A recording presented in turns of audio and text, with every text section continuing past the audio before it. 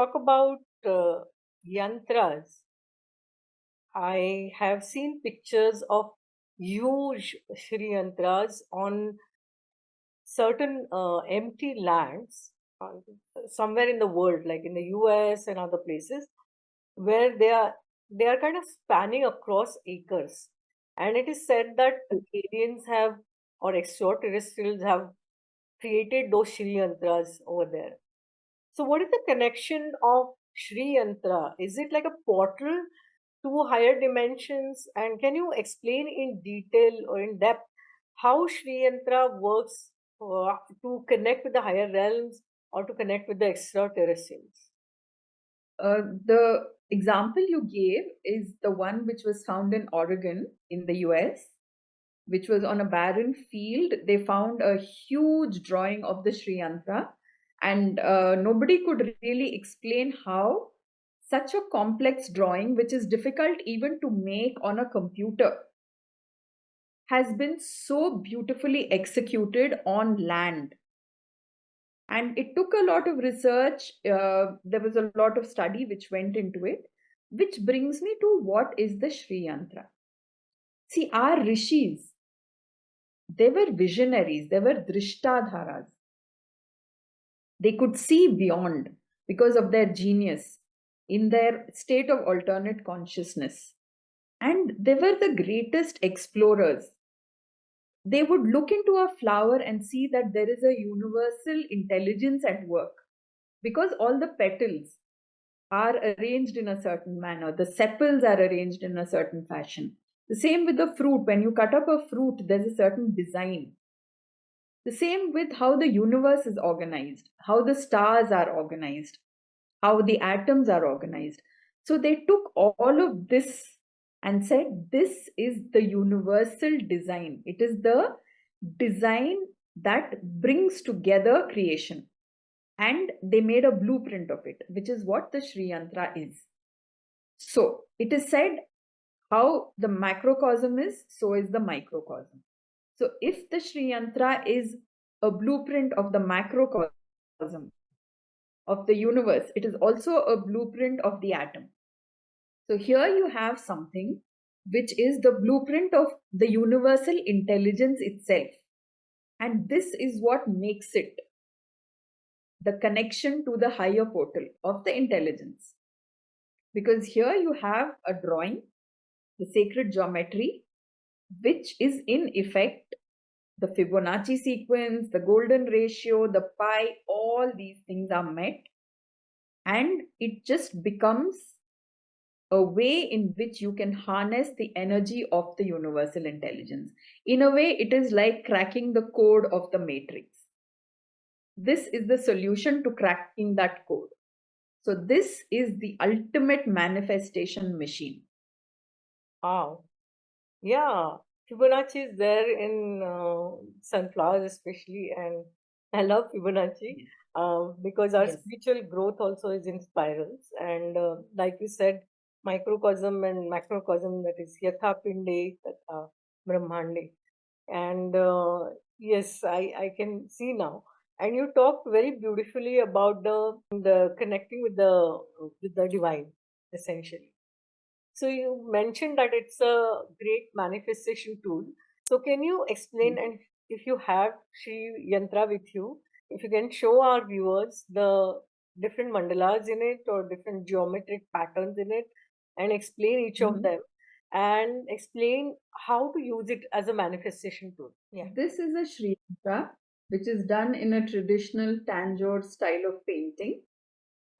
It's not a great device to use for meditation, but it's a very superb way of harnessing the energy of the yantra, particularly because of the use of colors and all of that. Now, in order for us to understand this, this is a very complex diagram. You can see 43 triangles, which you will see here. These are the 43 triangles. And you will see that there are 16 petals in the outer ring and 8 petals, which you may probably not see, which are in red, right? So here, these are the 8 petals. So 8 petals, 16 petals, and there are these various avarnas as they are called. Avarana means like an enclosure. So we start outside, which is at space, and then you have time, and then these are all causality. These are all the karmas that we have to go through in order to reach the bindu, which is at the center, which is where in a temple traditionally you will see that as the garbhagriha or the garbhagudi as it is called, right? So that is the bindu. Now, to go into the detail of the Sri Yantra is very complex. So, I will avoid going into much detail except to say that it has 9 avarnas or 9 enclosures, and you have to move through each enclosure until you reach a point of the bindu. Now, for manifestation, it depends on what it is that you are seeking.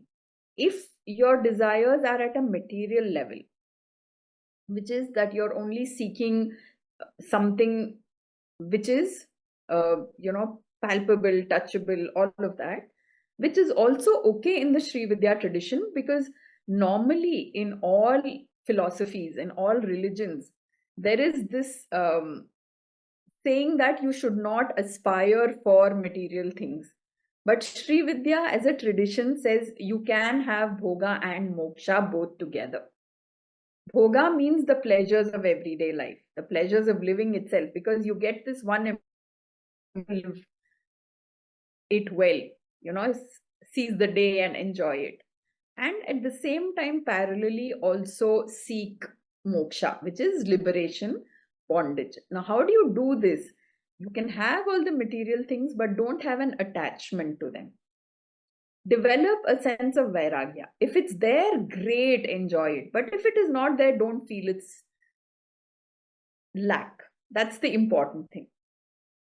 Now, in the Sri Yantra, depending on what your needs are, if your needs are mainly material, you could just seek out the Sarva Asha Paripuraka Chakra, which is the 16 petals, and meditate on those 16 petals. Each petal has a significance. Meditate on that avarna for material needs. So, if your manifestation has something to do with health, then you have to look at what is called the Sarva Rogahara Chakra.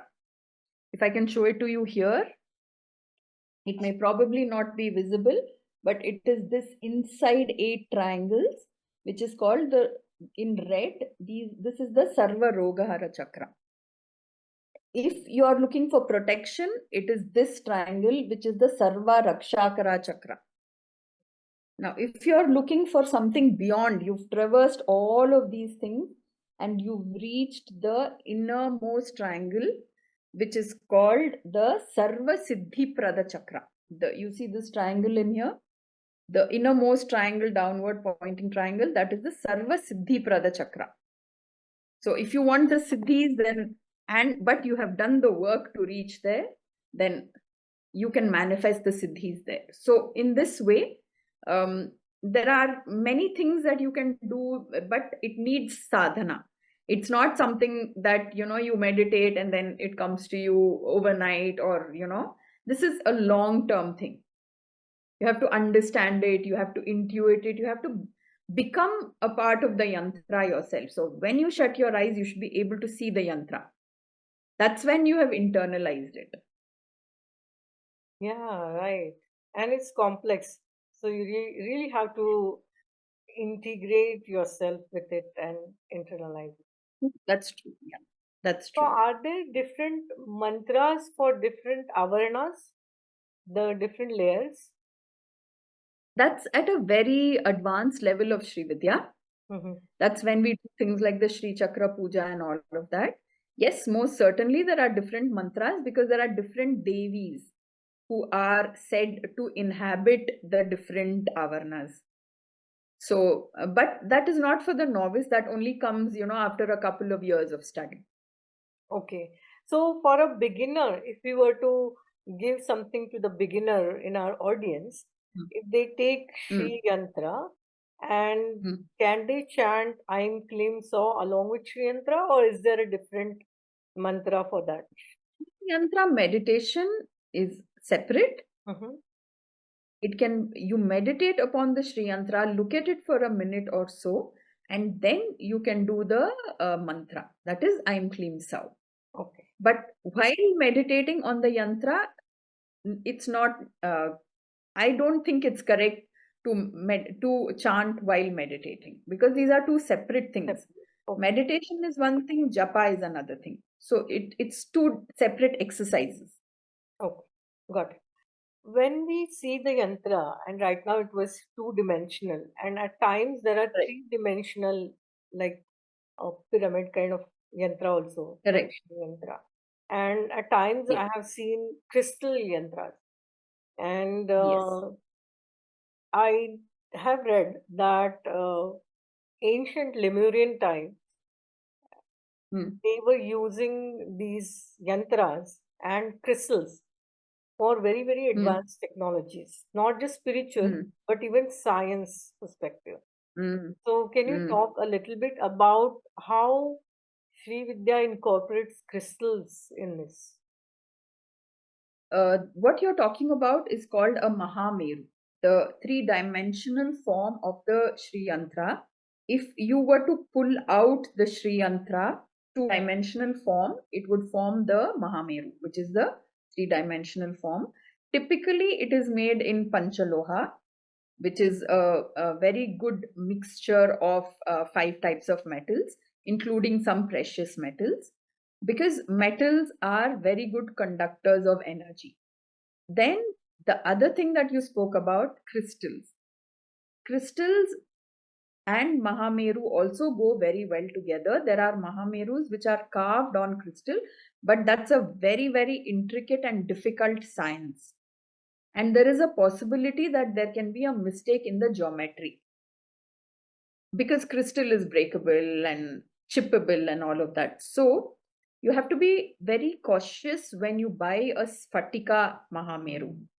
Sphatika is crystal, because a Mahameru has to be without fault, just like a Sri Yantra has to be accurate geometry.